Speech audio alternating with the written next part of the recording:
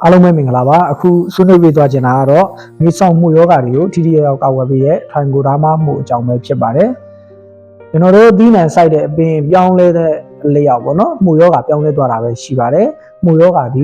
ီဒါဒီနံမြေတိုင်းမှာစိုးစိုးဝါးဖြက်စီးကြောက်ရောက်တတ်ပါတယ်ဒါကြောင့်မို့လို့လေတောင်သူတွေမှုဈေးတွေဆေးအုပ်စုတွေဒါကိုကြည့်တဲ့ဆေးအုပ်စုတွေနဲ့ဝယ်ပြီးတော့ဖြတ်ပြီးတော့ကာဝယ်နေကြတာလည်းတွေ့ရပါတယ်မှုယောဂဒီတောင်သူတွေအတွက်ပေါ့နော်ကုန်ကြစိတ်အရန်များတဲ့ယောဂတစ်မျိုးလည်းဖြစ်တယ်ကုန်ကြစိတ်များပြီးတော့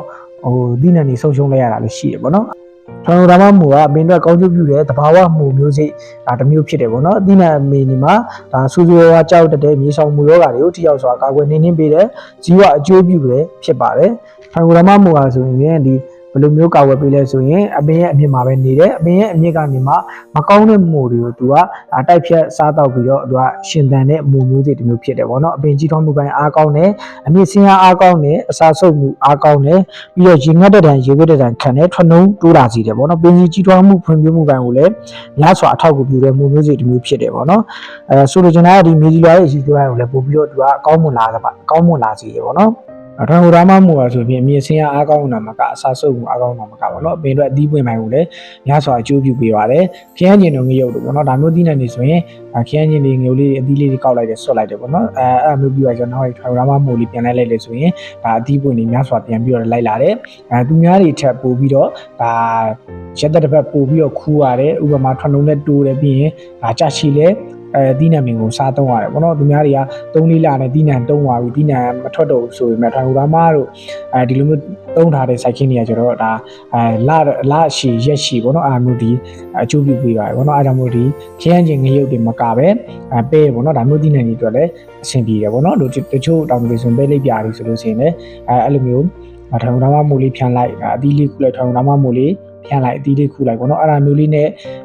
လုပ်ငန်းလုပ်တဲ့အခါကျတော့သူတို့တွေတမားတွေကစိုက်ခင်းကလိုမျိုးဒီဝါလို့ဝါပြီးဒီနံမထွက်တော့တုံးသွားပြီပေါ့နော်ဒါပေမဲ့အထောင်ကမှမိုးတုံးထားတဲ့တောင်သူတွေစိုက်ခင်းတွေကျတော့ဒီနံကြီးဆက်လက်ပြီးတော့ဒါဒီနံကြီးဆက်လက်ပြီးတော့ထွက်တုံးမယ်ပေါ့နော်ဟုတ်အဲ့လိုမျိုးလည်းအကျိုးပြုပေးပါတယ်အထောင်ကမှမိုးဆိုတာ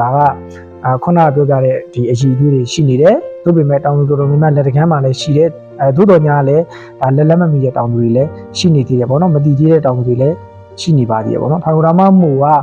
ခုနပြောသလိုပဲသူကအပင်အတွက်ကောင်းကျိုးပြုတာတွေပြီးတော့မှကိုကျွေးလိုက်တဲ့မြေကြီးအစာဟာရပေါ့နော်အဲ့ဒါမျိုးဆိုရင်ထိရောက်စွာစားတော့နိုင်အောင်ဒါပံ့ပိုးပေးတဲ့မှုတစ်မျိုးဖြစ်ပါတယ်အားကြောင့်မို့လို့သူကခါကြီးတို့မြစ်ပုတ်တို့ယူမဲတို့ပေါ့နော်ဒါယူဘရွက်6တို့နော်တောင်သူတွေခေါ်တဲ့ကျွန်တော်လောင်ယောဂါတို့ပေါ့နော်ဒါမျိုးဆိုလို့ရှိရင်လည်းထိရောက်စွာကာဝယ်ပေးပါတယ်ထောင်ဒါမှမို့ဘယ်လိုအသုံးပြုသင့်လဲဆိုလို့ရှိရင်မြေခံတစ်ကြိမ်ထည့်သွင်းအသုံးပြုသင့်ပါတယ်မြေခံပြီးပြီဆိုတာနဲ့စိုက်ပြီးပြီ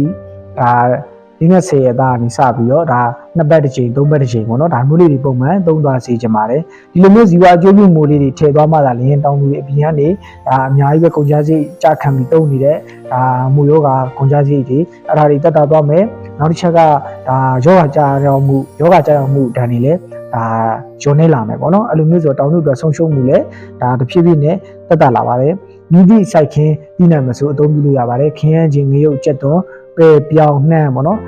ဘယ်ဒီစိမပဲပေါ့နော်ဒါမျိုးစပါးစတဲ့ဒီနံတွေအကုန်လုံးမှာသူကအသုံးပြုလို့ရပါတယ်အမြင့်ဆင်းအားကောင်းတဲ့အစာဆုပ်မှုအားကောင်းတဲ့ရှင်ငတ်တဲ့ရေဝတ်တဲ့ခံတဲ့အမြင့်ကနေစပြီးတော့မကောင်းတဲ့မှုတွေကိုထိရောက်စွာကာဝယ်ပေးတဲ့ပင်စီကြီးထွားမှုပိုင်းကိုလည်းအားပေးတဲ့မှုတစ်မျိုးပဲဖြစ်ပါတယ်ပေါ့နော်ဒီကတော့ခုနောက်ပိုင်းဒီမှာအရည်အနေနဲ့လာနေပါတယ်ပေါ့နော် liquid အနေနဲ့လာတယ်အဲ့ဒါကတော့ဒီထောက်ဂရမ liquid နှစ်ခုကိုနောက်ချိနှစ်တောင်ဖွဲမှု5ပြီနဲ့ဒါပွားများပြီးတော့လည်းမြေကမှာထည့်သွင်းလို့ရတယ်လို့9ရက်တော့ရှိရတဲ့ဘက်အစရရက်တစ်ပတ်အနေနဲ့ပုံမှန်ဖြန့်သွားလို့ရပါတယ်စေပြမုံတစ်ပုံကို